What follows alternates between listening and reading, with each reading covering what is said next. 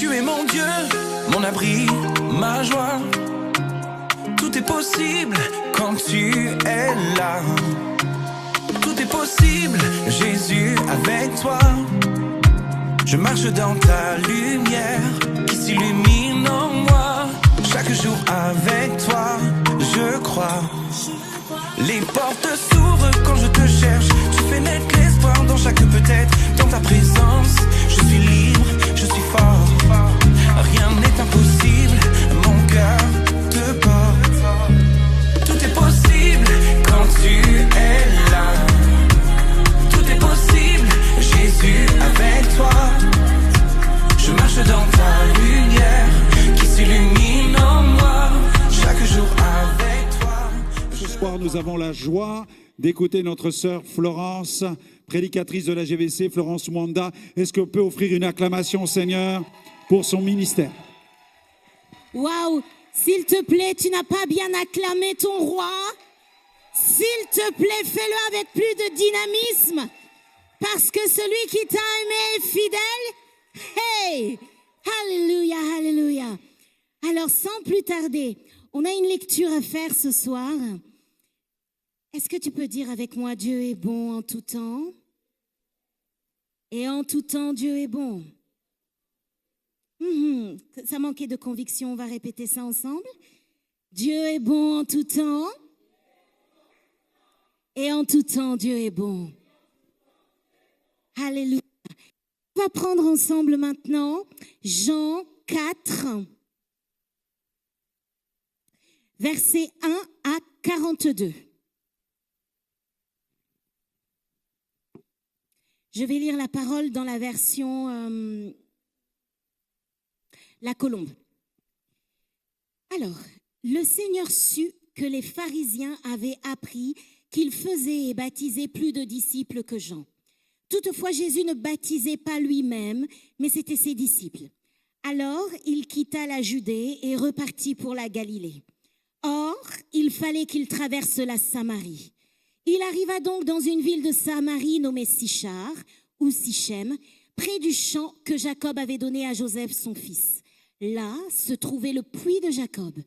Jésus, fatigué du voyage, était assis au bord du puits. C'était environ la 6e heure. Une femme de Samarie vint puiser de l'eau. Jésus lui dit, « Donne-moi à boire. » Car ses disciples étaient allés à la ville pour acheter des vivres. La femme samaritaine lui dit, « Comment, toi qui es juif, me demandes-tu à boire à moi, qui suis une Samaritaine ?» Les Juifs, en effet, n'avaient pas de relation avec les Samaritains. Jésus lui répondit, « Si tu connaissais le don de Dieu, et qui est celui qui te dit « Donne-moi à boire », c'est toi qui lui aurais demandé à boire, et il t'aurait donné de l'eau vive. « Seigneur, lui dit-elle, tu n'as rien pour puiser, et le puits est profond. D'où aurais-tu donc puisé cette eau vive? Es-tu plus grand que notre père Jacob, qui nous a donné ce puits, et qui en a bu lui-même, ainsi que ses fils et ses troupeaux? » Jésus lui répondit, « Quiconque boit de cette eau aura encore soif. Mais celui qui boira de l'eau que je lui donnerai n'aura jamais soif, et l'eau que je lui donnerai deviendra en lui une source d'eau qui jaillira jusque dans la vie éternelle. » On va continuer, verset 15. La femme lui dit, « Seigneur, donne-moi cette eau, afin que je n'ai plus soif et que je ne vienne plus puiser ici. » « Va, lui dit-il, appelle ton mari et reviens ici. » La femme répondit, « Je n'ai pas de mari. » Jésus lui dit, « Tu as bien fait de dire « Je n'ai pas de mari », car tu as eu 5 maris, et celui que tu as maintenant n'est pas ton mari. En cela, tu as dit vrai. »« Seigneur, lui dit la femme, je vois que tu es prophète. » Verset 20. « Nos pères ont adoré sur cette montagne, et vous dites, vous, que l'endroit où il faut adorer est à Jérusalem. » « Femme, lui dit Jésus, crois-moi, l'heure vient où ce ne sera ni sur cette montagne, ni à Jérusalem que vous adorerez le Père. Vous adorez ce que vous ne connaissez pas. Nous adorons ce que nous connaissons, car le salut vient des Juifs, mais l'heure vient, et c'est maintenant, où les vrais adorateurs adoreront le Père en esprit et en vérité, car ce sont de tels adorateurs que le Père recherche. Dieu est esprit, et il faut que ceux qui l'adorent en esprit et en vérité. La femme lui dit sur ces paroles, « Je sais que le Messie vient, celui qu'on appelle Christ. Quand il sera venu, il nous annoncera toutes choses. » Jésus lui dit, « Je le suis, moi qui te parle. » Hey, alors arrivèrent ses disciples qui furent étonnés de ce qu'il parlait avec une femme. Toutefois, aucun ne dit, « Que demandes-tu? De quoi parles-tu avec elle ?» La femme laissa donc là sa cruche, alla dans la ville et dit aux gens, « Venez voir un homme qui m'a dit tout ce que j'ai fait. Ne serait-ce pas le Christ ?» Ils sortirent de la ville et vinrent vers lui. Pendant ce temps, verset 31, les disciples le priaient en disant, « Rabbi, mange. » Mais il leur dit, « J'ai à manger une nourriture que vous ne connaissez pas. » Les disciples se disaient donc les uns aux autres, « Quelqu'un lui aurait-il apporté à manger ?» Jésus leur dit, « Ma nourriture est de faire la volonté de celui qui m'a envoyé et d'accomplir son œuvre. Ne dites-vous pas qu'il y a encore 4 mois jusqu'à la moisson? Eh bien, je vous le dis, levez les yeux et regardez pour la moisson. Déjà, le moissonneur reçoit un salaire et amasse du fruit pour la vie éternelle, afin que le semeur et le moissonneur se réjouissent ensemble. Car en ceci, ce qu'on dit est vrai. L'un sème, l'autre moissonne. Je vous ai envoyé moissonner ce qui ne vous a coûté aucun travail. D'autres ont travaillé. Et c'est dans leur travail que vous êtes entrés. Plusieurs Samaritains de cette ville, verset 39, crurent en Jésus à cause de la parole de la femme qui rendait ce témoignage. Il m'a dit tout ce que j'ai fait. Aussi, quand les Samaritains vinrent à lui, ils le prièrent de rester auprès d'eux, et il resta là. Ils furent encore beaucoup plus nombreux à croire à cause de sa parole, et il disait à la femme, ce n'est pas à cause, ou ce n'est plus à cause de tes paroles que nous croyons, car nous l'avons entendu nous-mêmes, et nous savons que c'est vraiment lui, le Sauveur du monde. Est-ce que tu peux prendre le temps d'acclamer avec moi Dieu pour sa parole? Si le message de ce soir s'arrêtait ici, ce serait plus que suffisant. Dieu a tout dit. Le titre de ce message, Jésus, le puits et l'église qui naît en toi ce soir. Jésus, le puits et l'église qui naît en toi ce soir. 3 objectifs. Premièrement, les objectifs de cette courte exhortation, c'est de développer et d'activer en toi une foi qui grandit jusqu'à devenir agissante, efficace et opérante. D'accord?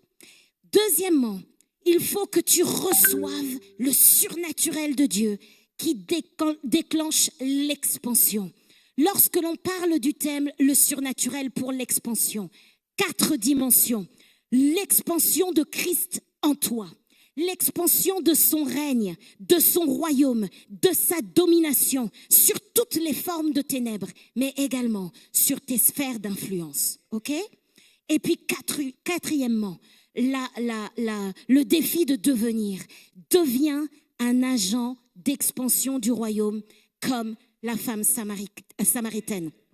Écoute, il y a 3 personnages dans ce texte, d'accord? Il y a d'abord Jésus. Alléluia.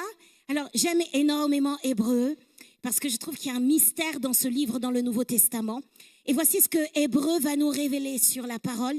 Il va nous dire que Jésus est l'expression de son être, de Dieu, l'empreinte de sa personne.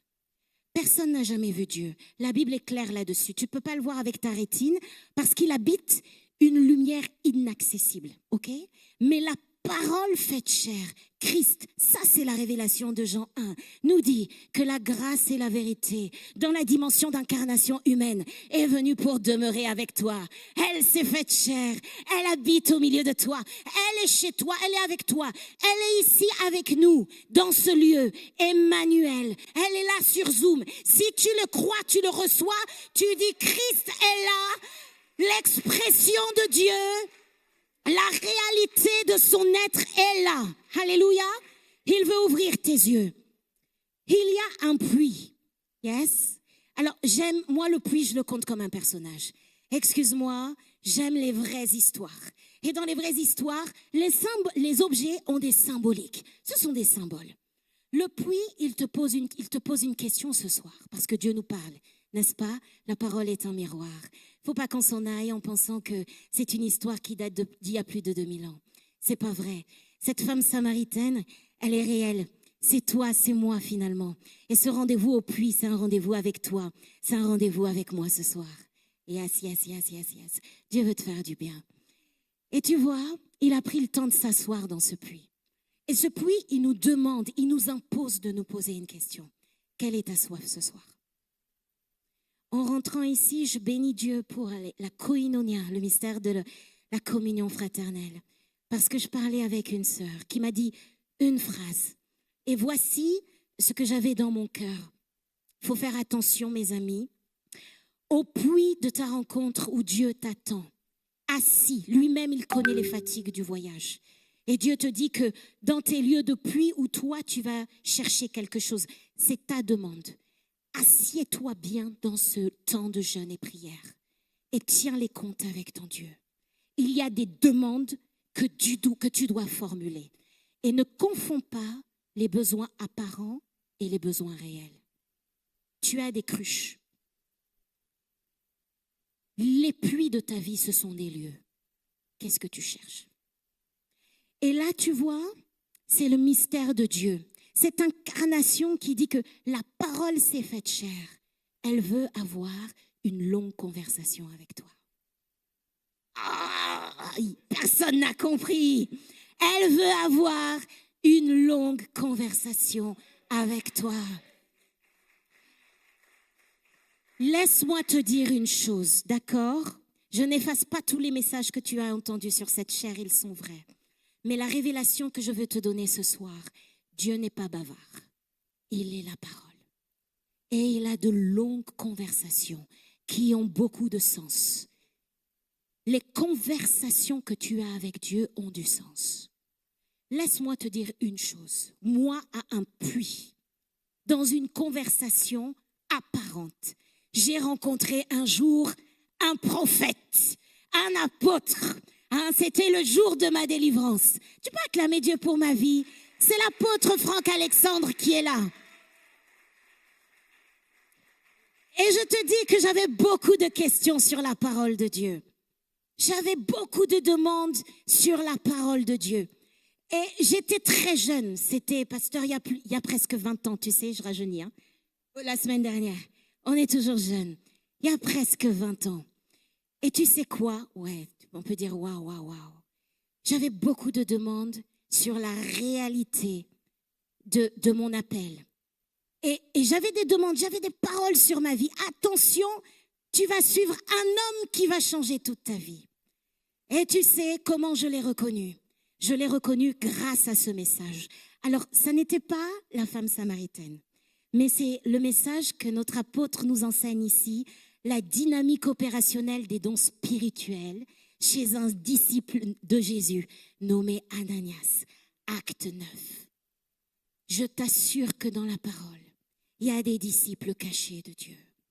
Quand Dieu te rencontre à ton puits, il fait de toi un agent du royaume qu'il transforme et qu'il envoie vers des Sauls de Tarse. Peut-être un.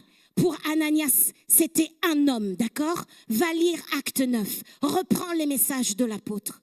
Mais pour cette femme samaritaine, C'était une région, c'était un village, c'était une ville où Jésus devait venir demeurer 2 jours. Et ça n'était pas seulement 2 jours. Prophétiquement, il annonçait le grand réveil de Samarie amené par Philippe. Une fois que Jésus serait monté, élevé au ciel et redescendu avec le feu du Saint-Esprit. Parce qu'après Jérusalem, c'était la Samarie qui devait recevoir le réveil.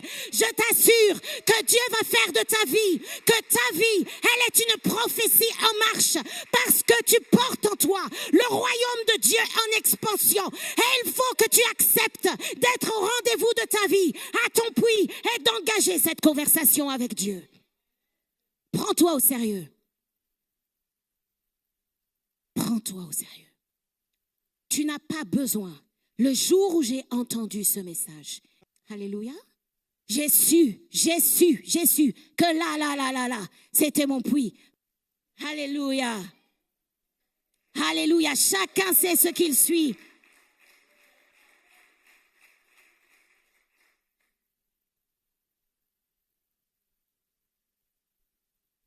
Écoute-moi bien. J'arrive maintenant à cette femme samaritaine. Elle est juste exceptionnelle. Moi, je t'assure, je m'associe à elle. Je fusionne avec elle. Parce que, regarde bien, après avoir commencé par le matériel, d'accord? Toi, ton gros orteil, ton petit orteil, ton moyen orteil, ton orteil gauche, ton orteil droite, ton demi-orteil coupé, bon, bref, tous tes orteils. Regarde. Elle vient avec une cruche pour puiser de l'eau au puits. Jésus l'attend. Et regarde la conversation. Je ne vais pas relire, hein? Tu iras relire, on l'a lu déjà. Mais après avoir parlé de cette cruche, de cette eau, que fais-tu là? Dieu va lui parler de ses besoins affectifs. Il va lui dire qui elle est. Va chercher ton mari. Tu as 5 maris. Et l'homme avec lequel tu vis n'est pas ton mari. Mon frère, ma sœur, ne confonds pas tes besoins apparents et tes besoins profonds. Cette femme est tellement intelligente, regarde-moi bien. Elle n'a pas fait les grandes écoles, elle ne sort pas des grandes écoles de théologie. C'est une femme, même les plus proches disciples de Jésus l'ont disqualifiée. Hein? La parole de Dieu nous dit clairement, il se posait toutes ces questions. Mais qu'est-ce qui parle avec celle-là? On est là, nous. Les mystères cachés de Dieu, c'est pour nous, les 12. Ouais, mais regarde après la croix. Il y a tous ces disciples cachés qui sont sortis. Parce que les 12 étaient dans le même état que les disciples d'Emmaüs. Ils étaient plus capables de se lever. N'aie pas honte. Dans la vie avec Dieu, il y a des dispensations. On a besoin des pierres. On a besoin de pasteur John. On a besoin de pasteur Karen. On a besoin de pasteurs qui sont là à côté de l'apôtre, qui portent l'église, n'est-ce pas? Qui sont là devant, qui sont prêts à mettre leur bouclier et à prendre les coups pour la maison. Mais en dessous, il y a les femmes samaritaines. Il y a les disciples cachés de Jésus. Il y a les Joseph d'Arimathée qui n'ont pas eu besoin de faire les mêmes écoles théologiques, mais qui vont se lever comme cela, fiers. Lève ton manteau, lève, regarde droit. Parce que ton Dieu t'a localisé et tes longues conversations t'ont rendu capable de discerner Christ prophète qui lui a dit. Laisse-moi te dire aussi quelque chose rapidement, j'ai 5 minutes, on va terminer à l'heure et on va prier vraiment. Tu vas rentrer dans les sujets de prière pour ce soir. Parce que la sagesse de Dieu va confondre le raisonnement des intelligents. Ça tombe ce soir. C'est foulé aux pieds ce soir. Afin que l'intelligence de Dieu nous rende vraiment intelligents. L'évangile de Christ est une puissance en action. S'il n'y a pas d'expansion, c'est qu'il n'y a pas d'intelligence. Cette femme samaritaine a été capable, sur une parole de Dieu, de reconnaître qu'il était prophète. Laisse-moi te dire, ne te laisse embrouiller par personne, ni les critiques, ni les manigances. Tu suis ton Dieu. Ce week-end est marqué par un réveil prophétique sans précédent en France. Ne cherche plus des paroles du futur. Cette femme a compris que Jésus-Christ était le prophète parce qu'il lui a dit ce qu'il y avait dans son cœur. Tu n'as pas besoin qu'on t'explique un futur qu'on ne peut pas, que personne ne peut vérifier. Vérifie avec Dieu si c'est conforme à ta vie, si c'est conforme à ce qu'il y a dans ton cœur, si c'est conforme à ce que te dit l'Esprit. Et accepte le réveil du prophétique. Il y a trop de bêtises sur le prophétique parce qu'on t'a trompé et tu te trompes toi-même. Cette femme a reçu Jésus le prophète au milieu d'elle, pour elle et pour sa ville. Sa vie a changé. Elle a été qualifiée théologiquement en un jour. Elle a reçu cette onction-là dans cette conversation réelle. Jésus est prophète. Toute parole qu'il te donne est prophétique. Quand Dieu te dit « je t'aime », c'est prophétique. Quand Dieu te dit « je fais de toi vase fragile, un vase d'honneur », c'est prophétique. Tu n'as pas besoin de nous expliquer les mystères des anges. On n'en est plus à là. Chérie, vraiment, mais loulou, on reste calme. Recevant Christ en expansion. Il faut qu'il croisse. Et pas ta théologie sur les anges. Regarde bien. Cette femme a tellement accepté Jésus le prophète que tout d'un coup, le cœur du prophète lui est apparu. Le prophète, il incarne Dieu qui vient vers les hommes. Et Dieu qui vient vers les hommes, depuis la Genèse, n'a eu de cesse que d'apprendre aux familles, à un homme, à un père, à une famille, à une généalogie, à rendre un culte agréable à Dieu dans le désert. Rendre un culte agréable à Dieu, et pour cela, il a besoin de tes déserts. Que ta 6e heure ne t'effraie plus. Ok, je ferme la parenthèse. Que tes heures sombres ne t'effraient plus. Que l'heure la plus chaude où tu te cachais, où tu te sentais rejeté, seul, disqualifié, ne te condamne plus. Cesse de te condamner. Saul de Tarse, devenu Paul, était capable de dire, par la grâce de Dieu, je suis ce que je suis.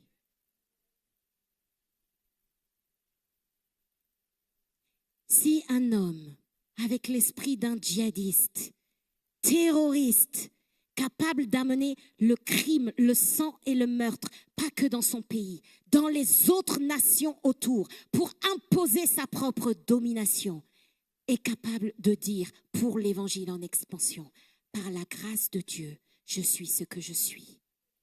La vraie question est, toi, que répondras-tu à l'appel? Laisse-moi te dire une vérité. Aucun pasteur, aucun prophète, aucun évangéliste ne peut te qualifier à une position spirituelle. C'est fou de penser ça. Celui qui t'appelle, c'est Dieu. Il faut que tu répondes à Dieu. Je prends le temps, hein. Celui qui t'appelle, c'est Dieu. Il faut que tu répondes à Dieu. Ok, 3 minutes et je termine là.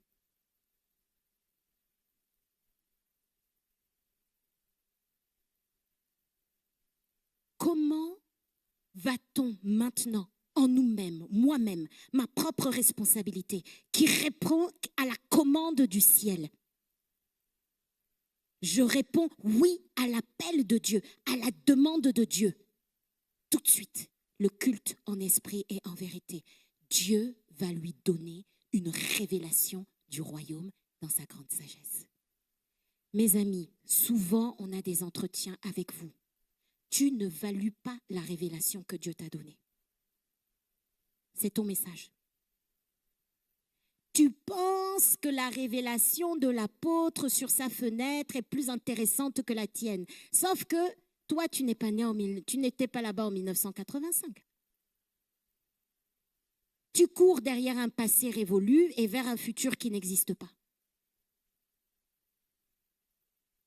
Tu dépasses Dieu. Il t'attend. Retourne à ton puits. Et tu vas voir que Dieu n'est pas bavard. Il risque de te répéter ce que tu as déjà entendu et que tu n'acceptes pas. Dieu te donne des révélations profondes, du culte agréable à lui, à sa personne. Non pas à Instagram, non pas au like des réseaux, non pas à ta manière de parler avec des phrases et le subjonctif présent. Non, non, non, non, non, non, non. Ça concerne le culte en esprit et en vérité.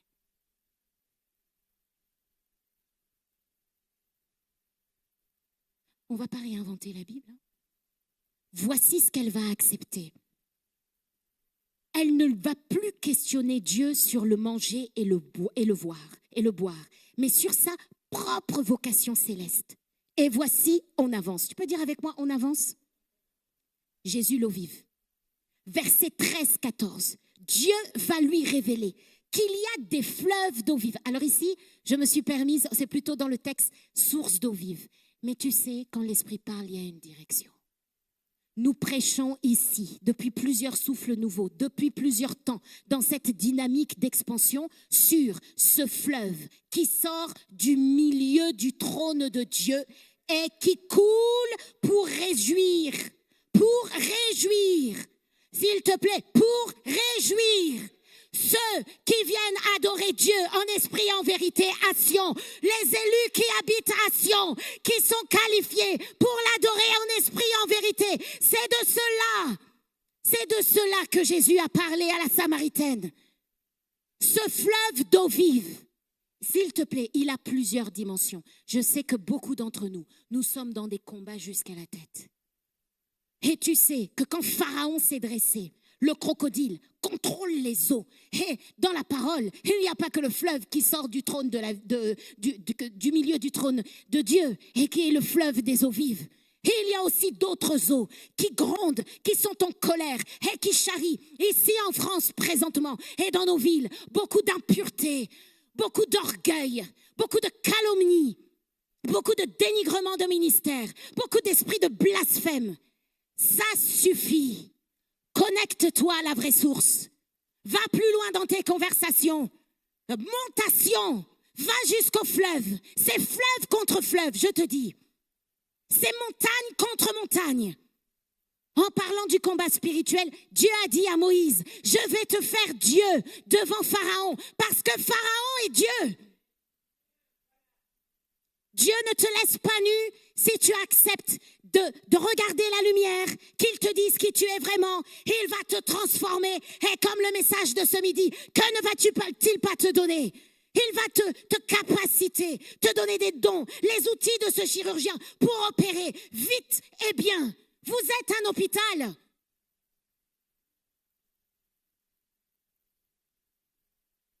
Répondons oui à l'action de Jésus, le divin médecin. Et tout cela, on n'oublie pas qu'on est en guerre.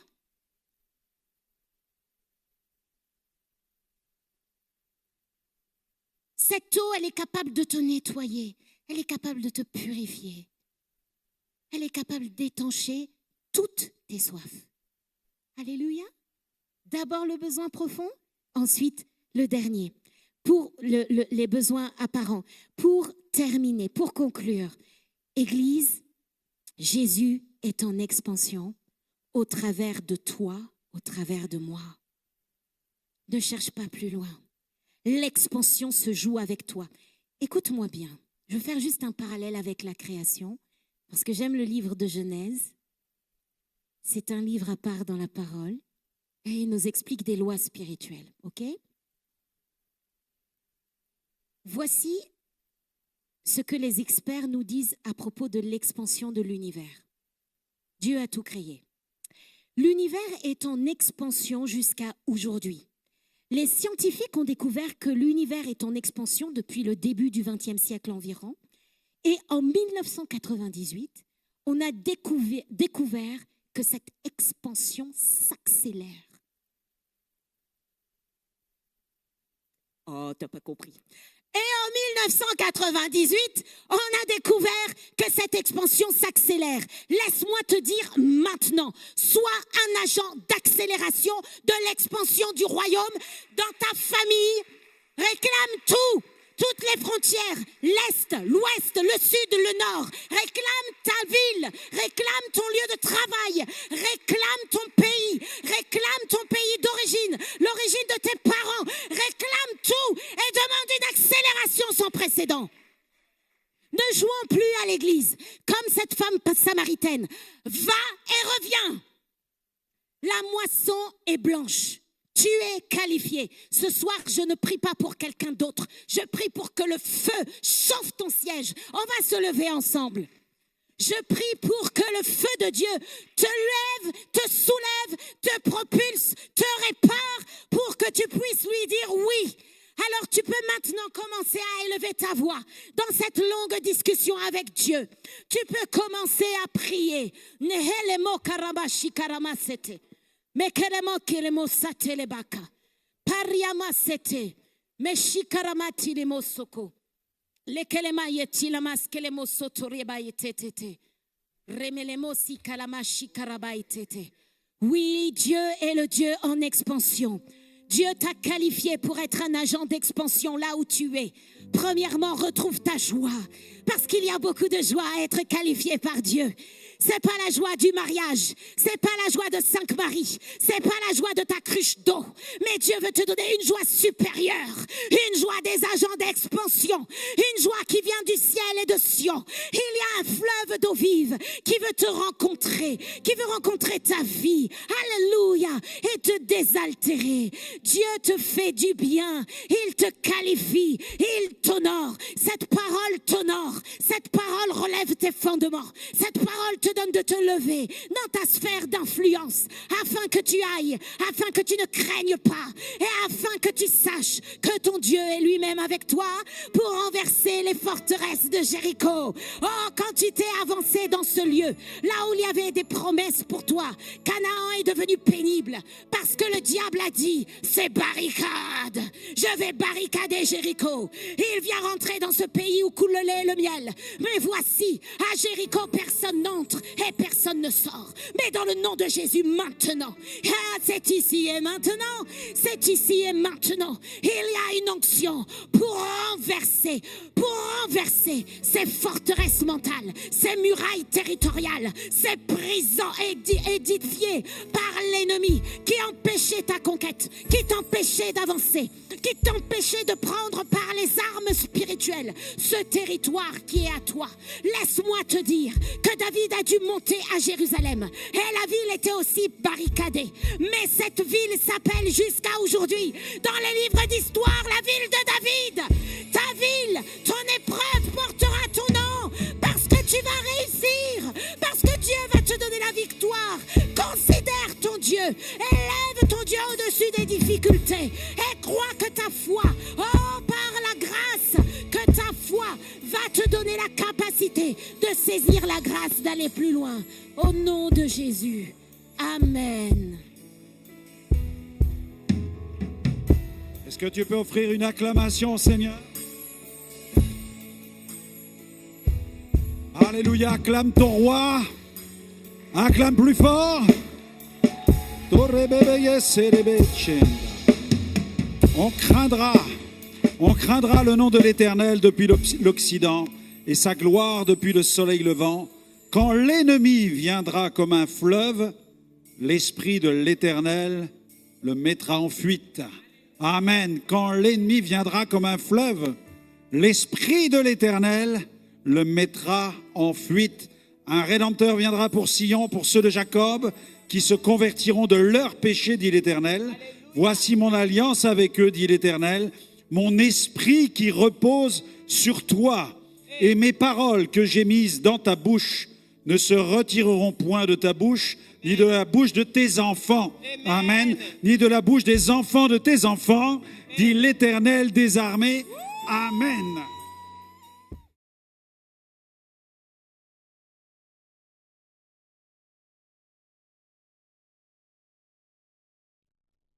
N'hésitez pas à liker, à partager la chaîne et à vous abonner. Soyez bénis.